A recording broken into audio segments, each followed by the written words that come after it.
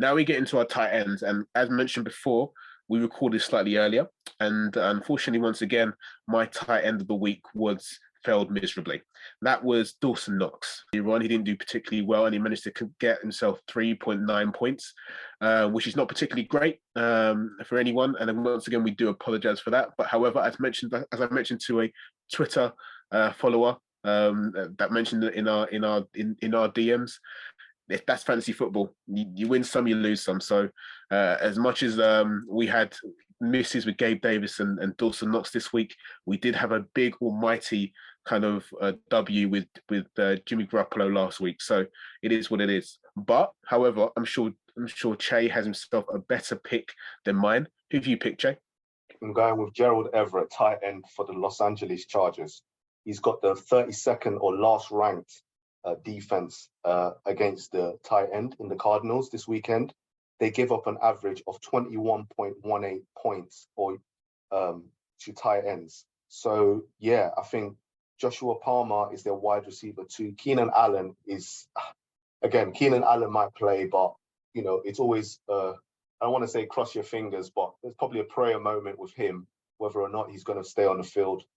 It's just been not so great season for him, and he's an elite wide receiver. We know that, and he's Justin Herbert's favorite weapon. However, I don't know if he's going to finish the game. Everyone keeps saying they were happy he finished the game last week. I always, hold my breath with him. Mike Williams is completely out of that game. He's been ruled out.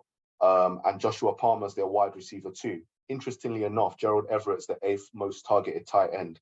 And I think that's only going to increase, particularly as there's gaps in the middle of the field for the Arizona Cardinals. And I think that is going to be exploited because you've got the likes of Budda Baker at safety trying to address the wide receiver. And I think he'll be keying up and doubling up on the areas where Keenan Allen is lined up. So I think it's going to be the bits underneath and the seam routes where the Chargers are going to do the most work, and especially in the red zone as well, having a big target like a Gerald Everett.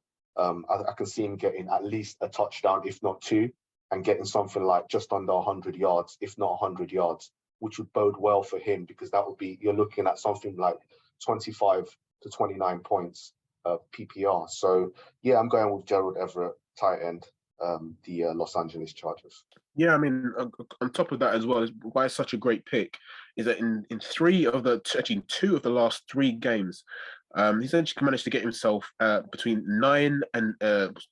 3 and 9 targets a game, which is ridiculous for a position where, as mentioned earlier on, it's a definite wasteland. And if you can get yourself a tight end who's getting themselves at least 9 targets in the last 3 games, then good grief, then you've done really well. And I think this week in a game where they should kind of they have to throw to be able to win the game.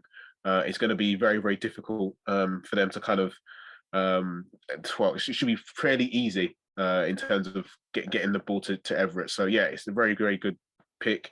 32nd against tight ends. That's definitely a smash play in my book. So definitely, yeah, I think definitely. And I think, Uchenna, I would like to add, just to supplement the fact that you added Dawson Knox, just as a on the house, like when you go to a shop and they give you something on the house, or you go to a hotel and they give you drinks on the house. Yep. I've got another tight end as an honorable mention. And if guys want to follow up on that, depends on your appetite for risk. I've got someone for you. But again, it depends on your appetite for risk because I look at him as a high risk, but high reward tight end. And that's Jack Stoll from the Philadelphia Eagles. I rarely speak about Eagles players. I can't stand the Eagles. However, Dallas Goedert is top 10 in targets, and he's an absolute beast. I think there's a crazy stat where most of his targets have led to first downs. And I've physically seen that in the games. Like it seems like every time he gets the ball, it's a big play. Every single time. And he's out at the moment. And so Jack Stoll is going to be his replacement.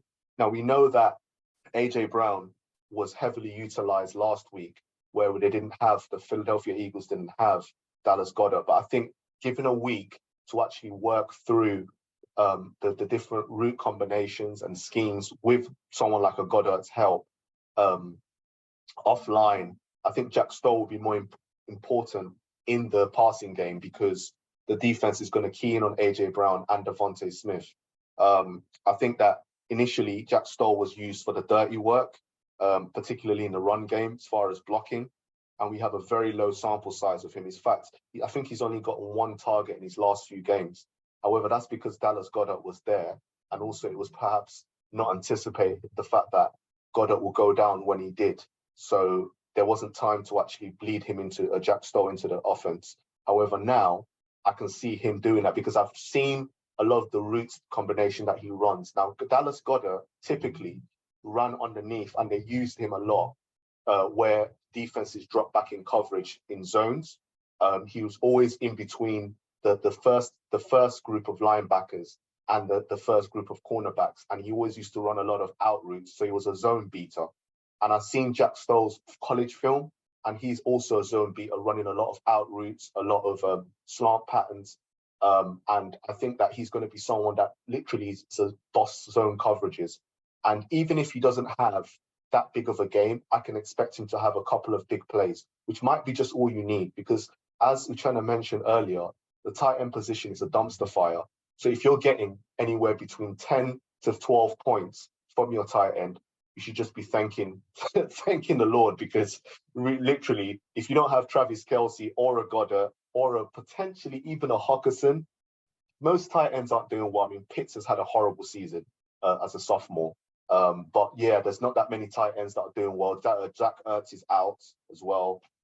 So yeah, if you're getting like anywhere between 10 to 12 points from your tight end, which is what I think Jack Stoll is going to get tomorrow, should he get targets. This is what I'm saying. If you've got an appetite for risk, you've got a loaded team, and or you're in a very deep league where you don't have much to play with as far as the tight end position, then Jack Stoll is my auxiliary honorable mention for the Philadelphia Eagles. Look at that. Don't say we don't offer you anything here at Call the Huddle. Che's giving you two birds with one stone. So, yeah, it's something to definitely think about. A deep sleeper for us this week. And then obviously you've got your main pick start of the week in terms of Gerald Everett.